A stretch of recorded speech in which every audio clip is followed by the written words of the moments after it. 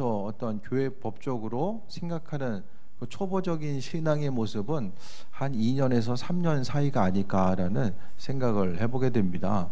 어쨌든 2, 3년이 지나고 나면 나는 여전히 신앙의 초보적인 신앙생활이야. 뭐 이렇게 생각할 수도 있겠지만은 그것보다는 조금 더 이제 그 성숙한 신앙의 모습으로 나아가고자 한다면 믿는 자로서 우리가 하나님의 뜻과 그 인도하심, 그 예비하심에 대해서 우리가 좀 더 깊이 묵상하고 나아가려고 하려면은 믿음 가운데서도 좀 성숙하고자 하는 것. 우리가 날마다 경계해야 될 것은 날마다 있는 그 순간에 머물러 있는 것을 항상 경계해야만 합니다. 무슨 일이든지 간에 좀 익숙해 있다라는 것은 그 익숙함으로 인하여서 제자리에 머물게 되는 것을 이야기하는데, 제자리에 머물게 되면 문제가 뭐냐면 변화가 없어요. 어떤 변화에 대한 기대함과 소망감도 없이 그냥 날마다 일상생활이 반복되는 것. 그러니까 이 변화가 없다라는 것은 하나님을 향한 기대함과 그 소망함에 대한 기대함, 그 변화가 없다라는 거예요. 그러니까 믿음 생활을 한다라는 것은 하나님만이 행할 수 있는 일들, 그분께 대한 내 삶에 있어서의 기대함과 소망함을 그분께 두는 것이 바로 신앙생활의 중심이 되어야 됩니다. 믿음이 성장하면 성장할수록 또 하나님에 대해서 깊이 경험하고 인도하심 따라 나아가고, 그분이 어떤 분인지에 대해서 날마다 새롭게 알아가는 그분. 여러분이 알고 있는 하나님은 언제 알던 하나님이십니까? 요즘 뭐 좀 새롭게 발견한 게 있으십니까? 아니면은 옛날에 알던 그분 아직도 그냥 친밀하게 가깝게 지내십니까? 어떠세요, 하나님? 요즘에 좀 하나님에 대해서 새롭게 알게 된 부분이 있으세요? 왜 눈을 잡고 아래로 딱 내려가시면은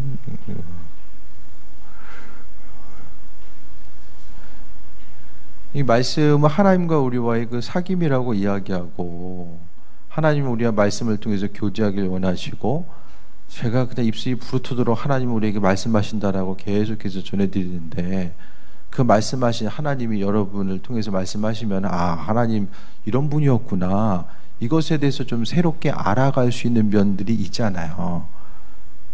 어떻습니까? 사람과 사람끼리 교제해도 저 사람 저런 사람인데 예전에 몰랐는데 이런 사람이었구나, 그렇게 좀 새롭게 알아갈 수 있는 것처럼 뭐 삶에 있어서의 사람을 알아간다라는 것이 뭐 긍정적인 것도 있고 부정적인 것도 있겠지만, 어쨌든 간에 하나님과의 우리와의 사귐의 관계성 가운데서 때로는 하나님 때문에 좀 실망하고 실족할 때도 있고, 때로는 하나님의 그 은혜와 인도하심 가운데 또 새 먹고 나아갈 수도 있잖아요.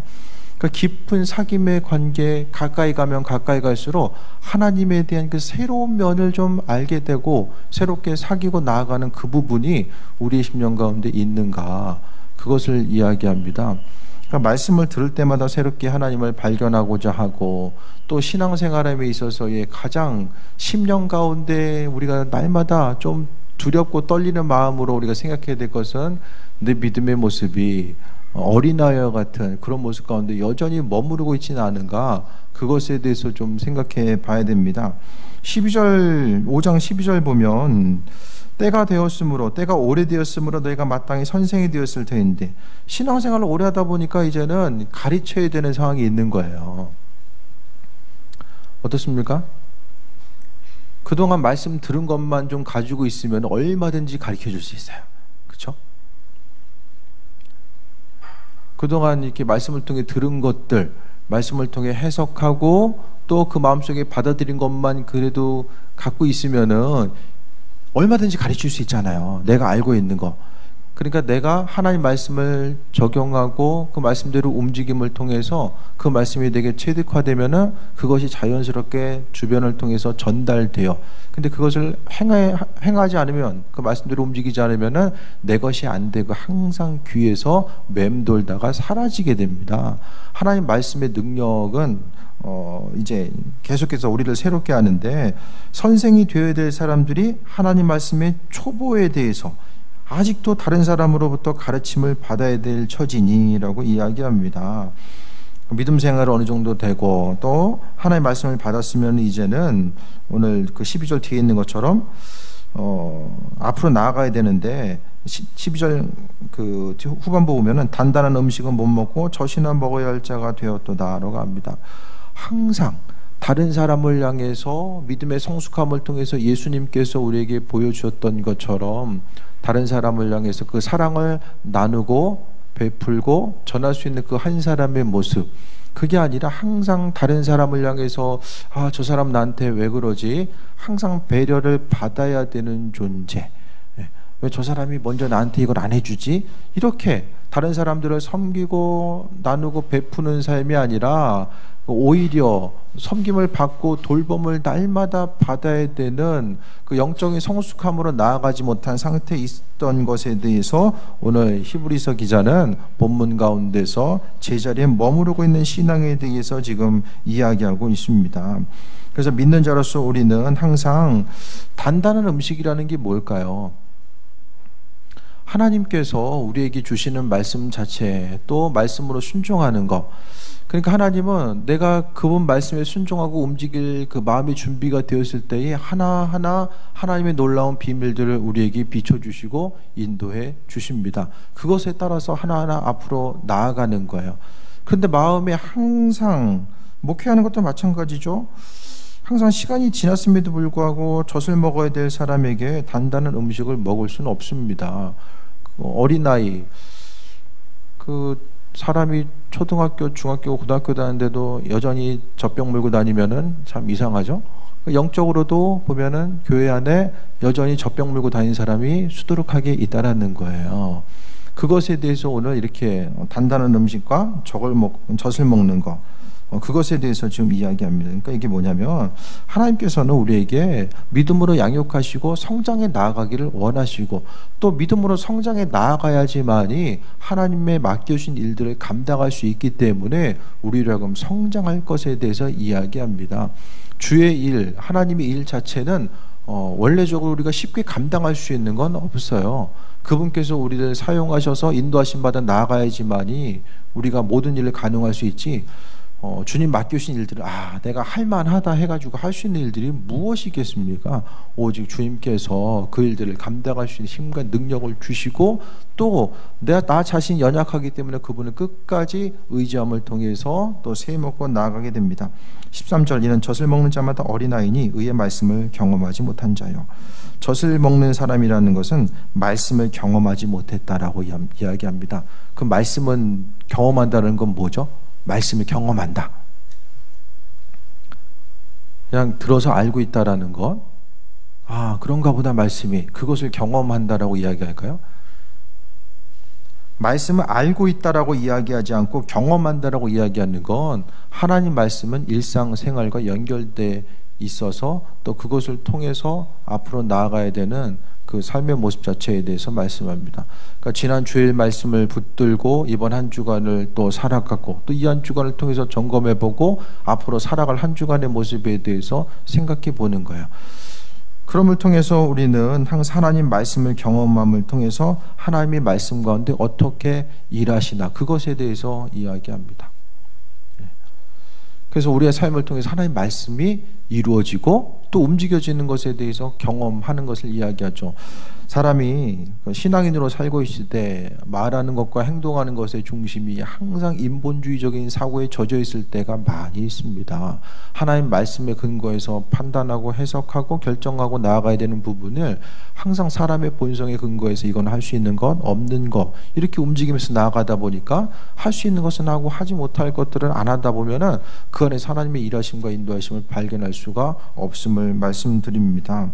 그래서 항상 우리 말씀이 우리 심령 가운데 움직여지고 그 말씀을 경험하는 자, 좀 더 쉽게 이야기하면 말씀을 경험한다라는 것은 하나님의 말씀이 성경 본문에만 존재하는 것이 아니라 일상생활을 통해서 계속해서 움직여지고 나아가는 이런 과정들에 대해서 말씀드립니다. 그래서 그 말씀 여러분의 심령 가운데 얼마나 적용되고 경험되어짐을 통해서 나아가는가.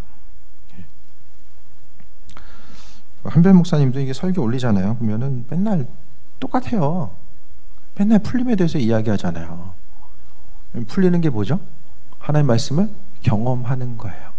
경험하는 거.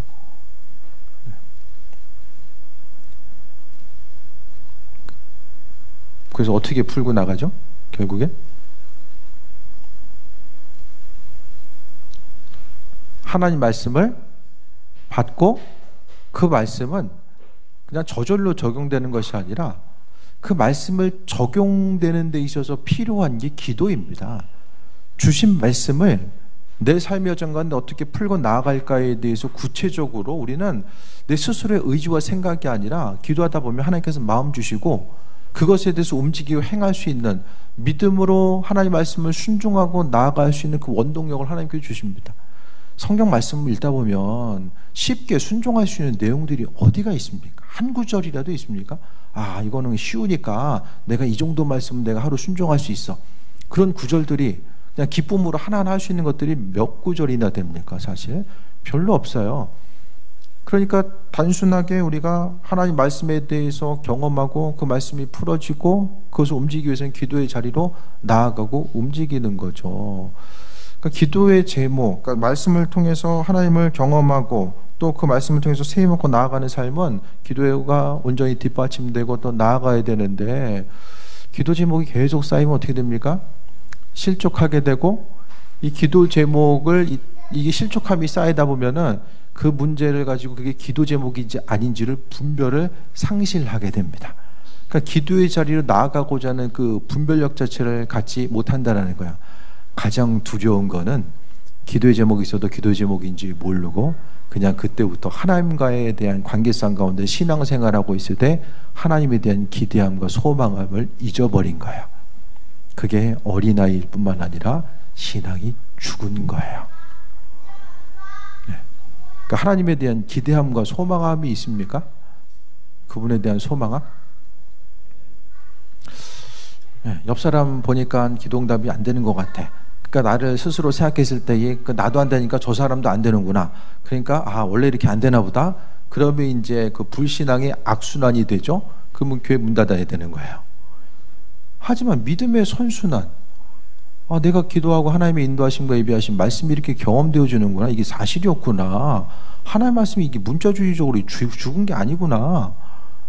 그것에 대해서 누군가는 경험에 되어야 되고 또 그것을 통해서 다른 사람들에게 증거가 되어야지만이 교회가 소망이 있고 또 비전 가운데 움직일 수 있게 됩니다. 하나님을 향한 기대함과 소망함에 대해서 아무도 갖지 않아요.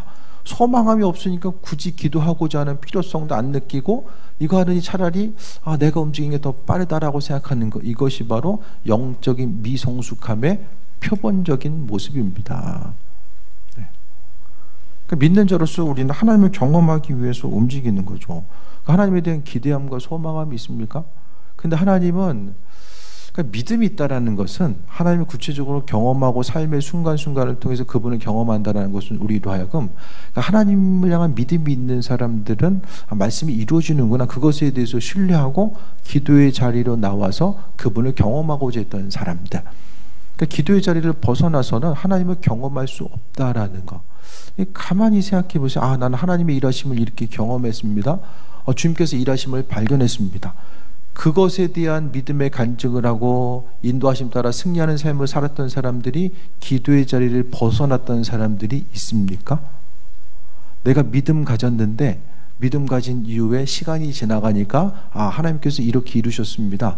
내가 그냥 믿음 한 가지 가지고 있었는데 하나님이 나를 이렇게 성숙한 자로 만드시고 함께 하셨습니다.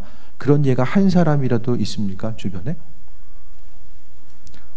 하나님의 능력을 경험한 사람들, 그 사람들은 다 믿음의 성숙함을 이루었던 사람들은 전부 다 기도의 자리를 떠나지 아니하고 거기서 승부를 보려고 했었던 그 수많은 사람들임을 보게 됩니다. 14절 봅니다. 단단한 음식은 장성한 자의 것이니 그들은 지각을 사용함으로 연단을 받아 선악을 분별하는 자들이다 라고 이야기합니다. 지각이라는 것은 사물을 분별할 수 있는 거니까 지각이라는 것은 영적인 감각을 또한 이야기하는 거죠. 단단한 음식은 장성한 자의 것이니 하나님 말씀을 우리에게 주어졌을 때에 지키기 힘든 그 말씀이 있잖아요. 믿음으로 순종하라 주셨을 때 때로는 그 말씀대로 순종하기 힘들고 어려운 내용들이 분명히 존재하거든요. 그 내용들에 대해서 우리가 생각했을 때에 영적인 분별함이 있는 사람들 향해서 하나님은 그 일들을 맡기시고 인도하시고 함께 하신다라는 사실에 대해서 이야기합니다. 그래서 내가 지금 영적으로 단단한 음식을 먹을 수 있는 상태인가, 아니면은 그것이 아니라 하나님 말씀이 들려졌을 때에 나 자신에게 있어서의 어떤 부담감과 어려움의 요소로만 다가오는가, 그것에 대해서 좀 생각해 볼 수 있게 되길 바랍니다. 하나님께서 나를 대하심에 있어서 여전히 어린아이로서 하나님 나를 대하시는가, 아니면 믿음의 일꾼으로서 지금 나를 대하고 계신가, 그것에 대한 온전한 분별력 자체가 있어져야 됨을 말씀드립니다. 그래서 6장 1절부터는 영적인 초보를 버리고 성숙해라 라고 합니다. 이 성숙함 자체가 하나님을 향한 기대함과 이 소망함에 있습니다. 그러므로 우리가 그리스도의 도의 초보를 버리고 신앙의 초보를 버리고 죽은 행실을 회개함과 하나님에 대한 신앙과, 그러니까 우리 자신이 때가 되었으며 이제 초보의 자리에서 벗어나서 하나님께 회개하고 또 하나님에 대한 신앙 자체, 또 2절에 보면 세례와 안수와 부활과 심판, 이런 그 믿음 생활함에 있어서 경험했었던 기본적인 것들에 대해서 털을 다시 닦지 말고, 그것에 대해서 이전에 하나님께서 허락하셨던 은혜, 베풀으셨던 것, 그것을 날마다 그 자리에서만 맴돌라고 하지 말고 완전한 대로 나갈지니라 라고 이야기합니다. 신앙생활이 오래되고 앞으로 나아간다는 것은 하나님을 향한 기대함과 소망함이 눈에 보이는 환경을 넘어서는 것, 사람이 스스로는 환경을 넘어설 수 없거든요. 환경의 자리를 사람은 넘어설 수가 없어요. 그렇기 때문에 사람이 환경에 민감하잖아요. 사람이 보이는 것에, 들려지는 것에 얼마나 민감하게 반응합니까? 하지만은 그 눈에 보이는 것을 벗어나기 위해서는 바로 하나님의 인도하심, 그분의 예비하심, 그분에 대한 온전한 믿음을 통해서 그분이 기도함을 통해서 그와 같은 일들을 감당할 수 있는 힘과 능력을 허락하시고 내 안에서 그 모든 일들을 행하신다라는 그 소망함 가운데 나아가고 있습니다. 그래서 영적으로 성숙한다라는 것은 14절에 나와 있는 것처럼 지각을 사용해야 돼요. 지각이라는 것이 영적인 감각을 사용해서 지금 현실 가운데 주어진 자신의 상태를 명확하게 판단하고 나아가는 그런 부분이 분명하게 선행되어야 됨에 대해서 말씀드립니다. 그러니까 여러분에게 있어서의 이 지각 자체가, 그 지각은 옆에서 아무리 얘기해도 잘 몰라요. 하나님과의 관계성 가운데 스스로를 비춰봐야지만이 내가 지금 어떤 상태인지를 깨달아 알게 됩니다. 믿음으로, 영적으로 권면해도 그런가 보다. 그런데 그 믿음의 권면에 대해서 반응하지 않아도 당장 죽는 거 아니거든요. 당장 문제 생긴 거 아니거든요. 그러니까 현실의 벽 앞에서 날마다 이렇게 맴돌게 됩니다. 삶의 순간순간마다 죽지 않고 살면 그냥 만족하고 사는 게 아니잖아요. 그냥 지금의 삶에 있어서 그럭저럭 다 그냥 만족하십니까, 여러분? 쭉 그냥 만족하세요? 어떠십니까? 하나님 허락하신 영적인 지각에 사용하지 않아도 그냥 앞으로 그냥 지금은 힘들지만은 시간 지나가면 어떻게 되겠지, 이런 막연한 생각 혹시 있지 않습니까? 하나님은 지금 영적인 위기의 순간, 저는 우리 교회가 지금 영적인 위기의 순간이라고 봐요. 기도의 자리는 점점 비어가고 다 점점 바쁘고, 다들 보면 뭐 잠깐 다른 얘기일 수도 있지만은 이 문제가 있는데 그 문제가 문제인지를 모르는 거예요. 그래서 저는 위기인 것 같아요. 어쨌든 제가 전에도 말씀드렸잖아요. 교회에서 기도하시던 그 권사님들이 제 교육 전수할 때 한 분 한 분 떠나다 보니까 교회 근간이 흔들리는 것을 제가 봤거든요. 저는 우리 교회에 내 목회하면서 기도의 동역자들은 누구인가를 생각했어요. 그래도 옛날에는 물어보면 몇 명 얘기할 수 있었던 것 같은데 요즘에는 뭐 누구지? 다들 별로 없는 것 같아요, 요즘에. 그래서 그냥 기도에는 셔터 내리고 그냥 내 개인 기도는 해야 되겠다. 때로는 좀 그런 생각할 때도 있고. 왜냐면 이거 주보나 이 전도제 8시 기도에 있다고 하는데 아무도 안 오는데 이거 얼마나 누가 오더라도 당황스럽겠어요. 뭐 그런 생각도 좀 사실 좀 해요. 그러니까 교회가 그러니까 가장 위기로서 느껴지는 건 뭐냐면 영적인 성숙한 사람들이 더 필요하다라고 느껴지는 것 자체는 기도를 통해 기도하지 않는 것은 하나님에 대한 기대함과 소망함을 더 이상 갖고 있지 않는다는 것이고, 근데 기도 자리를 벗어나서 소망을 갖는다라는 것은 이건 스스로 속고 있는 거거든요. 내가 예배하기 때문에, 내가 수고하고 헌신하기 때문에, 물론 하나님이 허락하신 전적인 은혜가 있지만 그건 사실 속는 거예요. 그래서 교회 가운데서 기도하는 것은 누군가 시켜서가 아니라 스스로 영적인 소망과 기대함, 하나님을 향한 기대함이 있기 때문에 기도의 자리로 나오고, 그분을 향한 기대함과 소망함을 통해서 하나님이 실제적으로 움직이고 행하시는 것을 발견하니까 더 기도해야 되겠다라는 기도의 자리를 소망하고 사모하는 모습이 생겨서 움직이고, 이게 믿음의 선순환이라고 본다면, 기도하는데 잘 안 되네. 그러니까 이제 그때부터 믿음의 악순환이 시작되는 거예요. 그렇게 되면은 이게 선순환 가운데 나의 삶, 우리 교회, 가정을 선순환 가운데 움직일 거냐, 아니면은 이 믿음의 악순환 가운데 움직이다 보면 그때는 이 포도나무와 가지 비유처럼 믿음에 성숙하지 못한 상태에 계속해서 있다 보면 가지가 나무에서 떨어져 나갔을 때 순간적으로 푸르르고 있지만 조금씩 말라가는 거야. 근데 가장 두려운 건 사람이 이제 그 영성 부분, 영적인 부분이 소실될 때는 조금씩 이제 그 영적인 이 어려움 현상, 영적인 타락이라든지 영적인 무감각에 조금씩 빠져들기 때문에 어느 정도 결정적으로 확 이제 문제가 드러나기 전까지는 잘 모릅니다. 그래서 어쨌든 교회 예배라든지 기도 모임이라든지 세 모임이라든지 서로 얼마나 하나님을 향한 기대함과 소망함을 가지고 그 자리를 사모하면서 모이는가, 그것이 이제 교회의 존재 목적. 우리도 교회의 존재 목적이 기도하고 말씀을 통해서 하나님을 경험하고 세임 얻어서 이제 복음을 전파하는 그 교회의 사명이 있잖아요. 근데 말씀의 자리를 떠나고 기도의 자리를 떠나면은 믿음으로 온전히 성숙할 수가 없기 때문에 내 한 몸 간수하기 바쁘지 믿음으로서 다른 사람들에게 어떤 선한 영향력을 끼치면서 하나님의 일꾼으로서의 삶을 살아갈 수밖에 없고, 하나님의 일꾼으로서의 삶이 아니라 나한테 중심을 두게 되면은 항상 내 문제 가지고 하나님과 씨름하다 보면은 결국 촛대는 옮겨진다. 계시록의 말씀처럼 그 일을 감당하고 눈에 보이는 여정 가운데 힘들지만 그래도 믿음 붙들고 믿음을 통해서 믿음의 선순환 가운데 나아가려고 하는 그 사람을 하나님께서 다시 찾으시는 거죠. 3절 봅니다. 하나님께서 허락하시면 우리가 이것을 하리라. 그러니까 하나님께서 허락하시면은 믿음으로 승리하는 삶을 살 수 있는데, 4절 보면 한번 빛을 받고 하늘의 은사를 맛보고 성령에 참여한 바 되고 하나님의 선한 말씀과 내세의 능력을 맛보고도 6절에 타락한 자들은 다시 새롭게 하여 회개할 수 없나니 이는 그들이 하나님의 아들을 다시 십자가에 못 박아 드러내놓고 욕되게 함이라.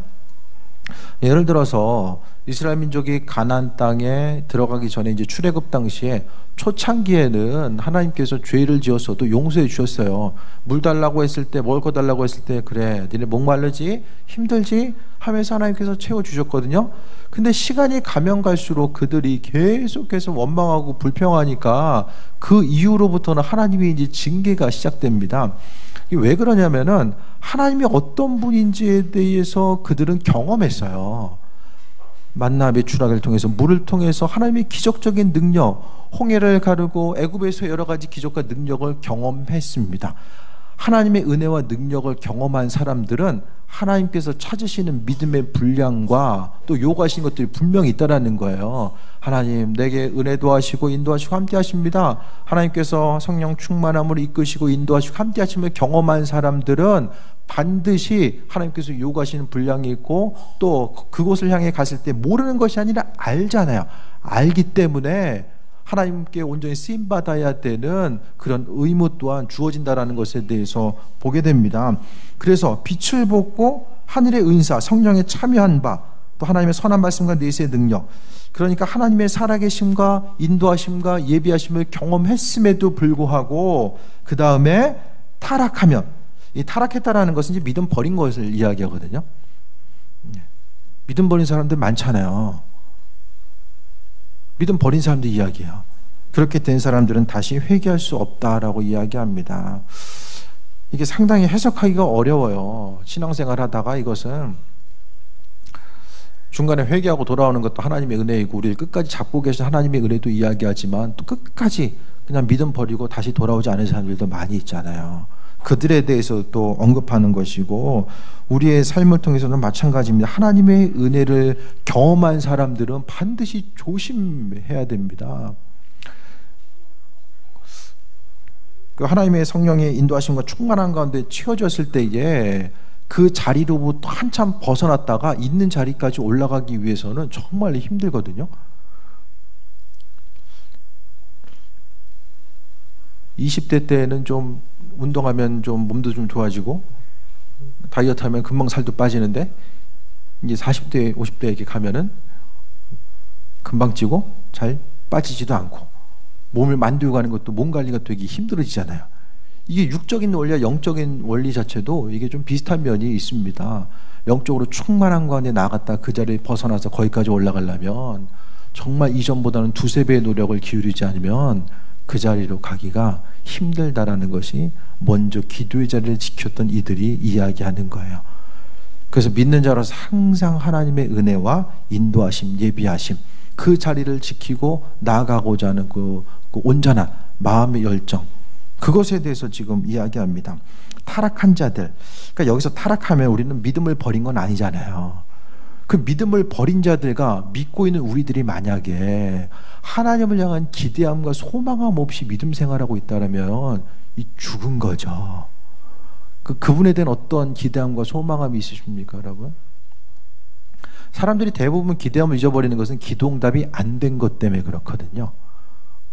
기도응답이 되지 않았다고 생각하고 삶의 그 자리를 맴돌고 있다고 생각합니다. 근데 많은 부분 하나님이 내 기도에 응답하시고 함께 하시고 또 그 순간 날마다 눈동자와 같이 지키시고 인도하심을 망각합니다. 현실이라고 하는 그 환경 가운데서 하나님의 그 전지전능하신 예비하심의 손길을 망각해요.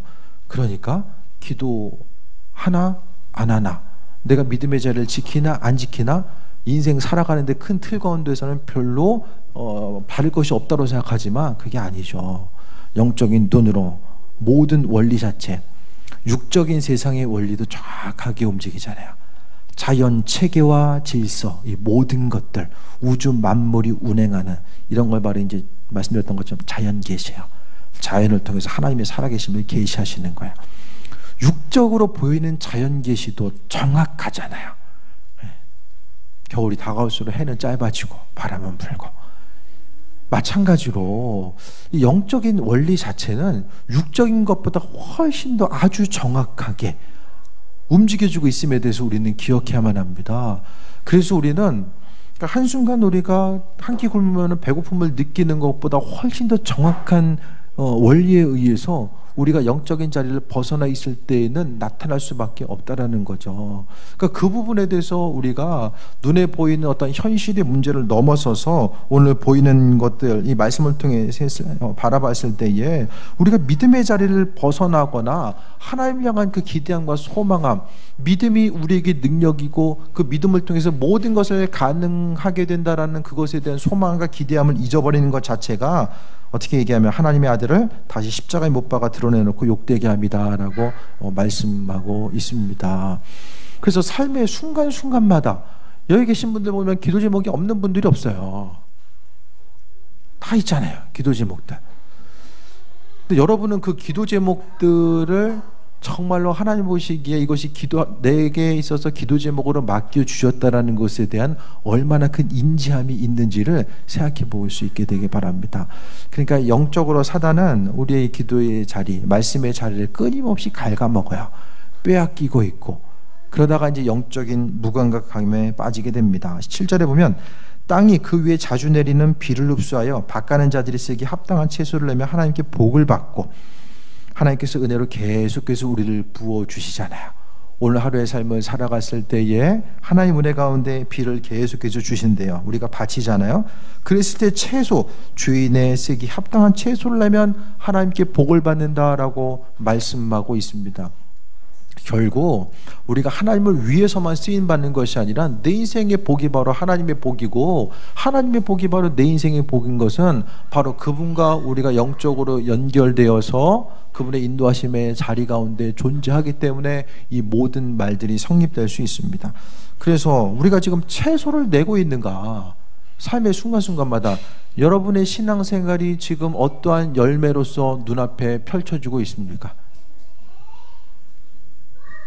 어떻게? 채소, 오늘 본문에 채소를 이야기하잖아요. 하나님의 은혜로 공급해 주시는 것을 통해서 어떠한 열매를 맺고 있습니까? 8절에 만일 가시와 엉겅퀴를 내면 버림을 당하고 저주함에 가까워 그 마지막은 불사름이 되리라 라고 이야기합니다. 이게 비신앙인들에게 하는 게 아니라 지금 신앙인들을 향해서, 성경은 대부분 믿지 않는 사람들이 아니라 믿음의 공동체에 있는 사람들에게 관심을 기울이고 지금 이야기를 하고 있거든요. 하나님 공급하시는 것을 통해서 내가 주인의 쓰기에, 밭가는 자의 쓰기에 합당한 채소를 내는가, 아니면 채소가 아니라 가시와 엉겅퀴. 가시와 엉겅퀴는 어떻게 생기죠? 가만히 있으면 생기죠.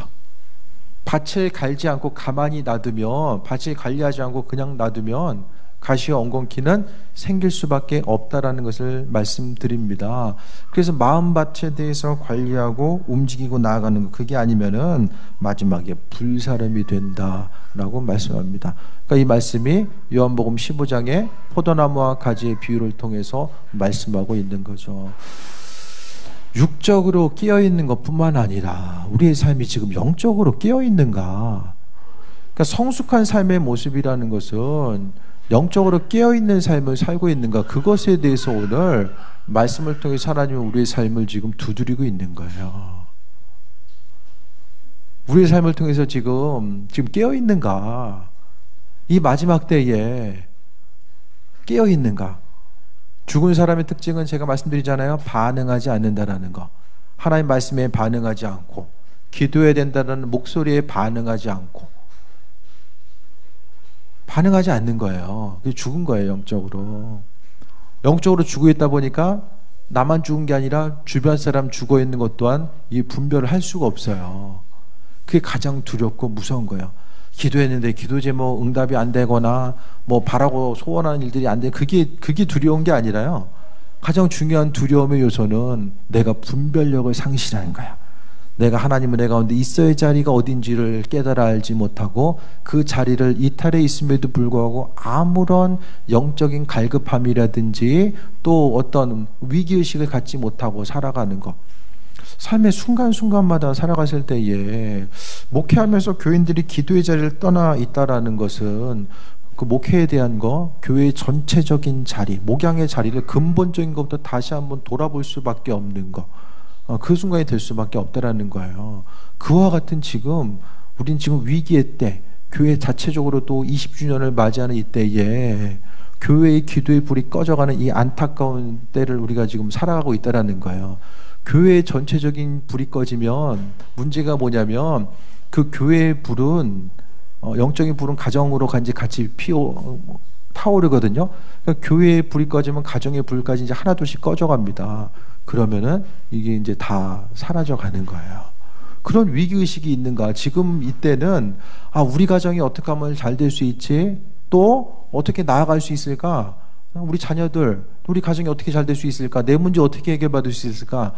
지금 뿔뿔이 흩어져서 그걸 논할 때가 아니라 하나님 은혜 가운데 교회가 존귀하게 쓰임받고 이 교회를 향한 축복과 믿음의 불, 기도의 불이 가정마다 흩어지고 또 가정이 살고 또 가정의 삶으로 인해서 자녀들이 복을 받고 하나님 은혜 가운데 충만하게 쓰임받을 수 있는 이 믿음의 선순환들이 계속해서 나가야 됨에 대해서 말씀드립니다. 삶의 순간순간마다 하나님의 은혜를 돌아보는 것. 어쨌든 저 자신도 지금 이제 논문을 쓰면서 여러 가지 분전점이 있었기 때문에 나도 기도 제대로 집중하지 못하는데 이거 누구한테 맨날 기도하라고 하나, 그런 생각 때문에 제가 개별적으로 말씀을 많이 못 드린 점도 있어요. 그래도 저는 아무리 바빠도 그래도 좀 기도의 자리, 그 기도의 불이 꺼지지 않기 위해서 그 자리는 지켜야 되겠다. 아무리 그래도 저는 거기에는, 왜냐하면 하나님께서 그 기도의 자리를 통해서 지금까지 나의 삶의 전 가운데 영적으로 은혜도 하시고 또 교회를 세우시고 함께 하심에 대한 그 기대함과 소망, 그 생명줄이 그곳에 있는 걸 알았기 때문에 그 시간을 지키고자 했고 나아가고자 한 거야. 그게 바로 하나님을 향한 기대함과 소망감이죠. 각자의 삶의 사정과 형편이 있겠지만 우선은 영적으로 살아야 됩니다. 영적으로 살아있는 것, 그 살아있다라는 것은 하나님을 향한 기대함과 소망함이고, 그 기대함이 단순히 소망함으로 그치는 것이 아니라 나로 하여금 기도의 자리를 찾아서 구체적으로 하나님의 은혜와 인도하심을 바라보는 것. 목회자는 성도를 위해서 기도해야 되고, 또 교사들은 아이들을 위해서, 셀 리더들은 셀원들을 위해서 포기하지 않고 기도해야 되죠. 하나님께서 한 사람 한 사람 목양한다라는 것, 리더로 세워줬다라는 것은 그 자리를 지키고 그들을 위해서 기도해 줄 수 있는 한 사람으로 그들을 맡겨주신 거야. 그 한순간 성경 공부를 인도하고 맡은 바를 감당하는 것, 그것보다 훨씬 더 중요한 것은 영적으로 그들을 감당할 수 있는 능력과 은혜를 주셨다라는 것에 대해서 말씀합니다. 대부분 어두움의 시기들, 노아의 홍수 때도 그랬고요, 이스라엘 민족들이 멸망하는 그 순간에도 다 마찬가지였습니다.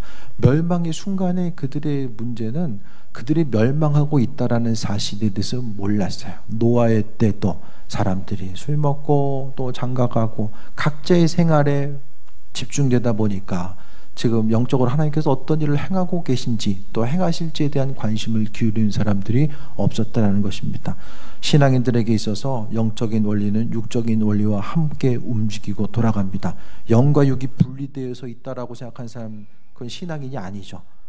영은 영적인 것이 육적인 것, 육적인 것이 영적인 것과 함께 한다라는 것에 대한 믿음을 갖는 사람들이 신앙인입니다.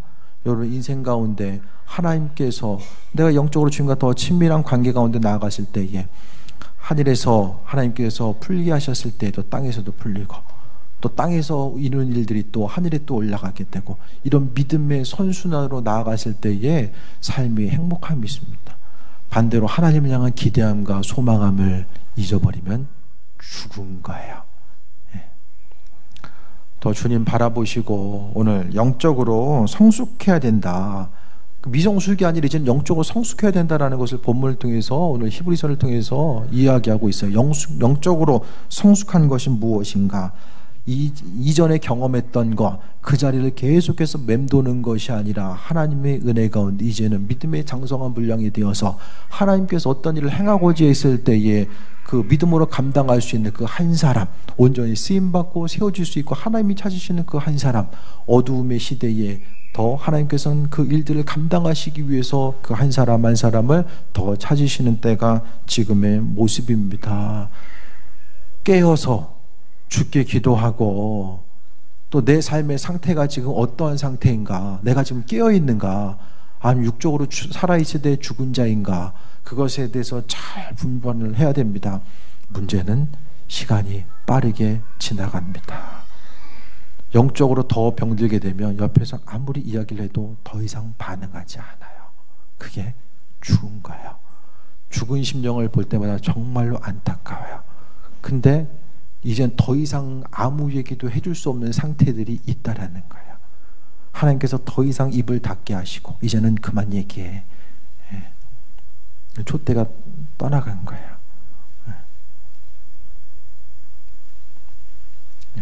제가 더 구체적으로는 얘기 안 하지만 그런 상태가 있다라는 거예요. 안타깝지만 어쩔 수 없어요. 시간에도 개념이 있거든요.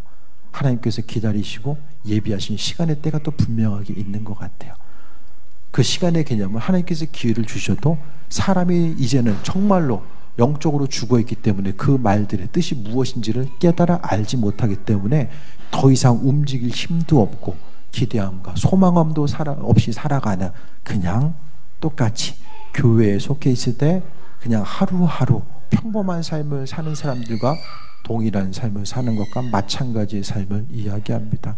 오늘 본문 말씀 다시 한번 돌아보시고, 영적인 미성수가 타락에 대해서 경고하며 영적인 초벌을 버리고 성숙함의 길로 나아가라고 했던 이 히브리서 이 기자의 또 주님의 말씀에 귀를 기울이며 여러분의 영적인 상태를 다시 한번 분별하고 나아갈 수 있는 또 귀한 삶 되시길 축원드립니다. 기도하겠습니다. 우리에게 분별력 허락하여 주옵소서. 하나님의 말씀이 우리의 심령 가운데 들려졌을 때에 정확히 우리 자신을 분별하게 하시고 하나님의 선하신 그 말씀과 인도하심이 무엇인지를 분별할 수 있는 은혜 허락하여 주옵소서. 날마다 성령 충만함으로 이끄시고 인도하여 주시며 주님, 날마다 습관적으로 반복하다가 또 태워져 없어지는 인생이 아니라 날마다 믿음 생활 가운데 이전에 몰랐던 하나님을 더욱더 새롭게 알아가고 또 주님에 대한 그 새롭게 알고자 하는 기대함과 소망함이 더 우리에게 있어서 날마다 더 주님과의 그 친밀한 관계 가운데 나아가길 원합니다. 아버지 하나님, 하나님께서 오늘도 큐티 말씀을 통해서 이스라엘 민족들을 팔로 안아서 움직이시고 또 그들의 삶을 이끄시고 가셨음을 말씀하셨는데 우리의 삶의 여정 가운데서 하나님께서 안아주시고 인도하시고 함께 오셨음을 보게 됩니다. 주님, 우리가 머물 곳은 주님 품 안임을 기억하게 하시고 주님의 그 이끄심과 예비하심 따라 움직여지게 하여 주시며 우리의 인간적인 생각과 판단이 믿음의 영역을 또 앞지르지 아니할 수 있도록 하나님 우리의 삶을 받으시고 인도하여 주옵소서. 모든 것이 다 하나님의 은혜입니다. 우리를 깨워주시고 잠자는 자 깨어나게 하셔서 아버지 하나님 마지막 때에 존귀하게 쓰임받는 일꾼으로 삼아 주옵소서.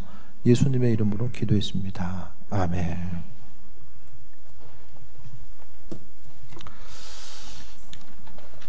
찬송하며 기도합니다. 292장 찬양하고 기도합니다. 292장입니다.